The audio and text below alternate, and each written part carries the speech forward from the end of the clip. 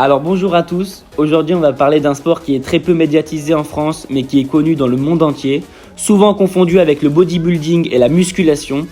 Nous allons parler de l'haltérophilie. Dans cette vidéo, on n'abordera pas le sujet sur le dopage qui est très présent dans cette pratique mais qui mérite plus de temps pour être bien expliqué.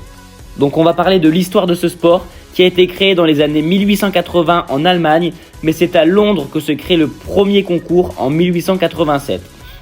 C'est en 1896 que l'haltérophilie fait ses débuts aux Jeux Olympiques. Mais du coup, l'haltérophilie c'est quoi ? C'est un sport de force dans lequel il faut soulever le plus lourd possible pour gagner la compétition. Mais bien évidemment, on ne soulève pas ces charges n'importe comment. Et il existe deux mouvements en haltérophilie. Il y a tout d'abord l'arraché.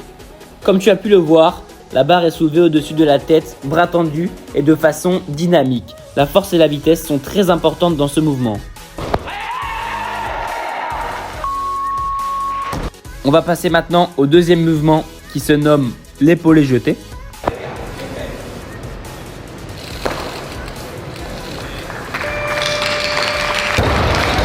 Alors contrairement à l'arraché, l'épaulé jeté se fait par étapes. Donc premièrement, l'athlète va soulever la barre et la bloquer au niveau des clavicules.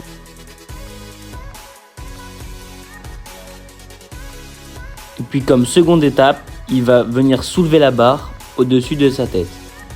Comme ceci. Attention, il faut tenir sa barre immobile 3 secondes afin de valider sa répétition. Alors, en compétition, chacun des athlètes possède 3 essais sur chacun des 2 exercices pour réaliser la plus grosse charge. Ensuite, pour classer chaque athlète, c'est très simple. Tu prends la charge maximale qu'il a soulevée à l'arraché, tu prends la charge maximale qu'il a soulevée à l'épaulé, tu fais la somme des deux et celui qui a la plus grosse charge totale gagne la compétition. De plus, en compétition, les participants ne concourent pas tous ensemble car sinon ça ne serait pas équitable. Alors on a des catégories de poids allant de 55 kg à plus de 109 kg chez les hommes et de 45 kg à plus de 87 kg chez les femmes. En France, c'est la FFHM qui s'occupe de la réglementation générale et des compétitions nationales d'haltérophilie. Et maintenant que vous connaissez tout sur ce sport, pourquoi ne pas l'essayer ?